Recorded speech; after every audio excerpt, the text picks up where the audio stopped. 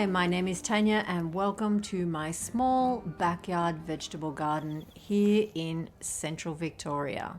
It's the 17th of February and we are experiencing a cold snap after days in the high 30s for a couple of weeks. This has come as quite a shock. I am filming this in a coat, which I didn't think I'd be saying 3 days ago. But it was cold this morning. Normally I would be up and in the garden at 6:30. It is 8 o'clock. I have not been able to get out of bed early because it is such a shock. But here we are, and it is such a spectacular day. The skies are blue and the garden is looking like it's had such a relief with this cooler weather. My apples are slowly ripening and this herb garden really does need a good cut back. All this lemon balm needs chopping back to the ground. I think I will give it a bit of a cut back. We are due for some hot weather this weekend, so maybe I will wait until after then. The garden will not know what has hit it from a temperature high of 17 degrees back into 33 to 35 degrees with another hot spell this coming week.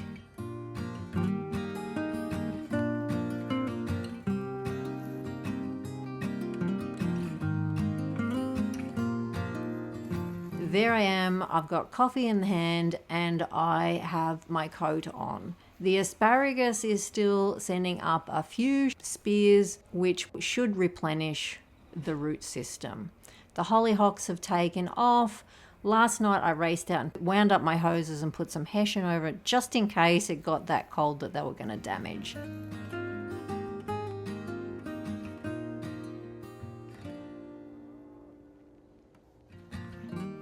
The cucumber was not happy because of the cold snap. Probably a little bit of cooler weather would have been nice, but here we are.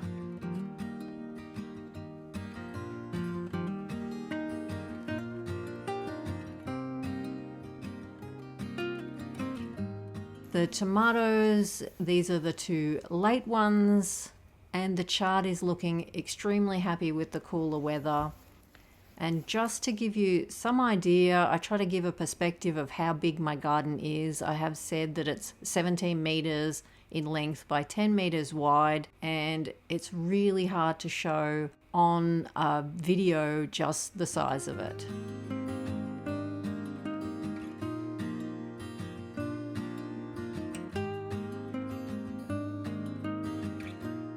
The tromboncino is taking off. It does not mind. It has loved the hot weather and it is sending out runners or a vine all along this tomato trellis.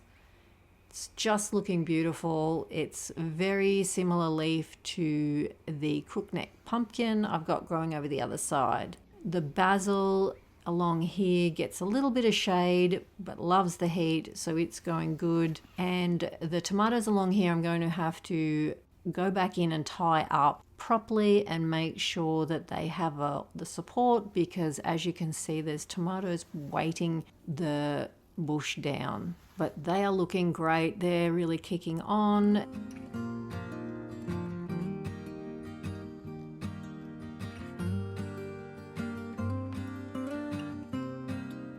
Oh, there's a little tromboncino, and the raspberries starting to change, so I can go in and cut back all the shoots that will not fruit next year. And the sunflowers have nearly been demolished. Some of them that have flowered, there are others still there yet to flower.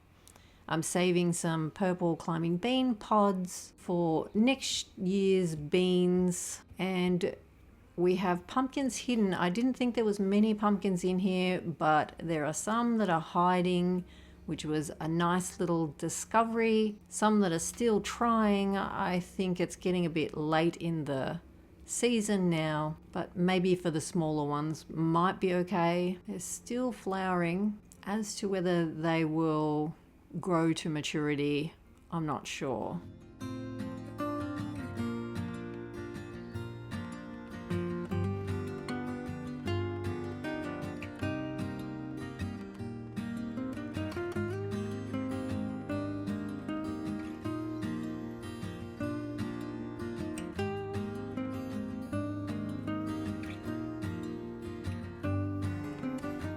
Just coming around the end, there's the crookneck pumpkin. It has got a vine growing off out into the apple tree, which I'll have to train back along the top of the wire. And there's another one coming along here, which will have to go up onto the wire. And these are another 3 late tomatoes that I planted, and I'm training out into more of a V, like a vase shape. All these need going over and taking off a lot of the leaves. I want to put the energy into the fruit that's being produced and not so many leaves, which is what I've done all the way through growing my tomatoes, and it has been quite successful.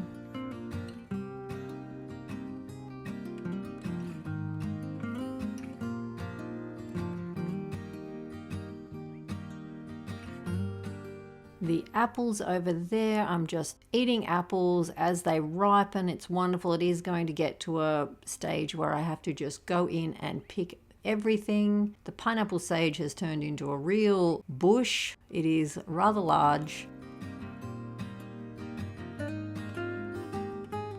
This cherry tomato, the chocolate cherry, is enormous. And I haven't really been making the most of these cherry tomatoes, which I really need to get in and pick a lot of the fruit. The chilies are changing across to a red color.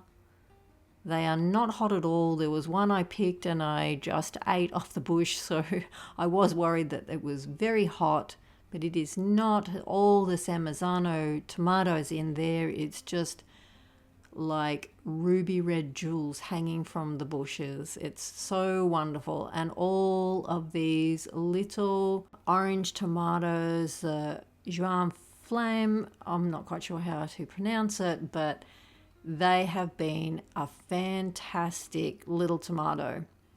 And the riper they are, obviously, the sweeter they are, but they last a long time. Just so beautiful. So there's so many tomatoes on here, and that is what I am going to do at the end of the tour. I'm going to go through and pick a heap of tomatoes. It will be the last large harvest of tomatoes that I do this year. I will still have tomatoes coming in, but not in this amount, which is sad, but there's always next year, isn't there? That's how a gardener thinks. There's always next year.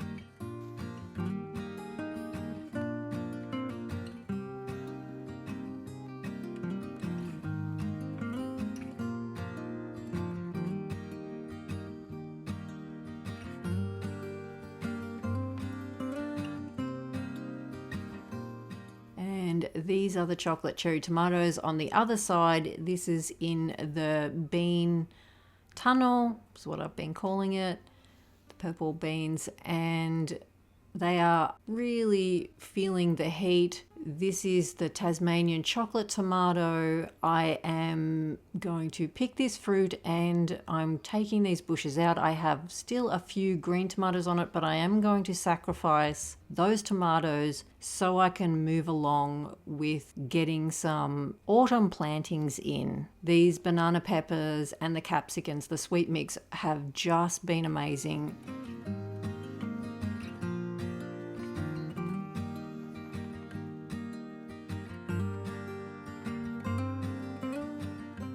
And the beetroot in there needs picking, and the eggplant has just been so beautiful. I love coming around the corner here and seeing purple eggplant just hanging there. The onions and the carrots and the beetroot here at the end are going well. I planted the onions in my last video around the edge, and this morning light is just so lovely.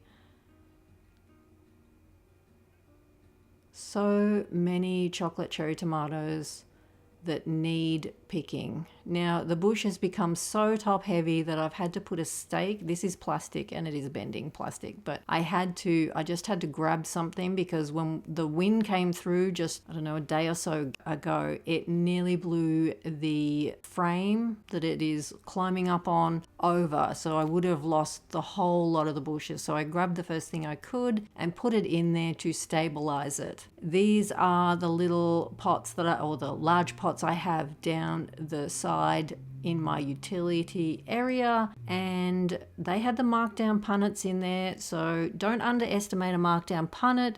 Get it in. It is later than the other ones, but it is still fruiting. And I have capsicums here as well. So a large pot, it's amazing how much food, tomatoes, capsicums, whatever you want. It could have been filled with a whole heap more food. I could have had some basil in there and some other herbs growing as well, some parsley, and you have like a salad in one whole pot. You could have had a cucumber growing in there. There's lots of things, which is something I might try and just see how much you can grow in a pot.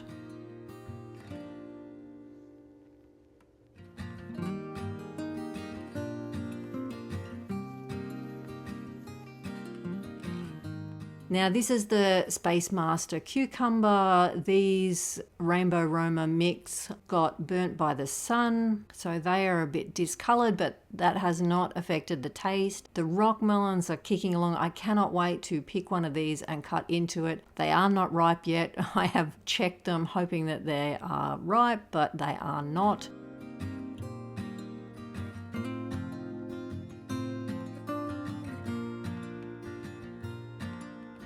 The pumpkin arch is going to be needing help because I now have a pumpkin on the top of each wire.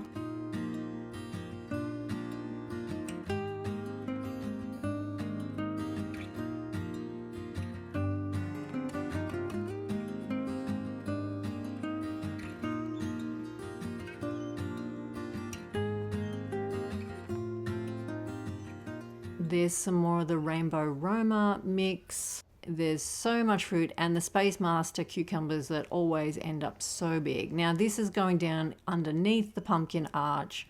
I have all the rainbow chard in under there. There's tomatoes this side, the cucumber and everything, they just share this bit of wire. So they are all mixed in there, and it makes such a lovely place.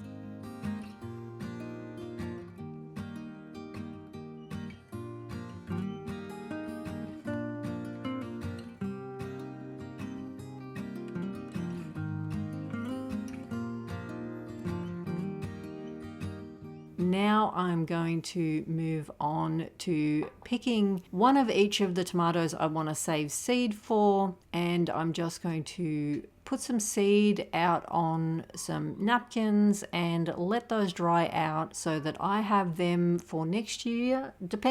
I may not want to grow them all, but at least if I save some seed, I will have seed for the next tomato season.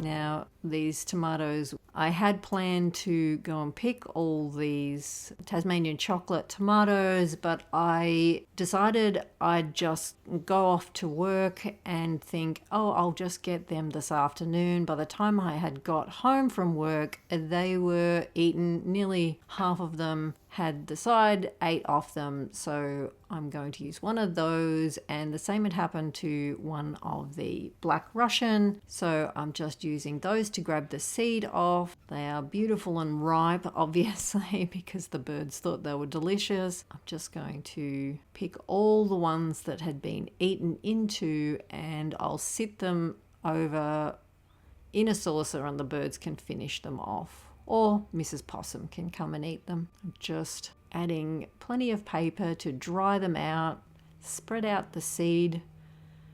And I was taking the tomatoes off, and then I thought, oh, I better not get them mixed up. So I'm putting the pieces of tomato back on the napkin so I can go and get a texter and write on the napkins what is which seed.